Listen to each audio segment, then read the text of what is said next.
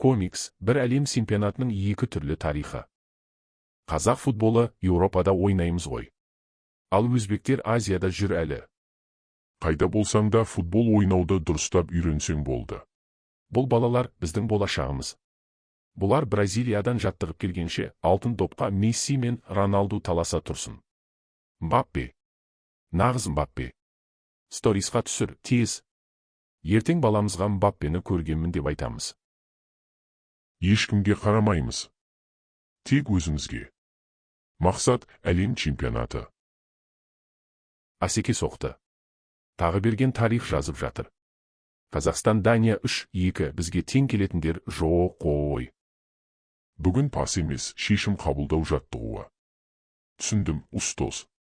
Ойын бәрібір жақсы болды, иә. Иә, біз жақсы пас бердік, жігіттер барын салды.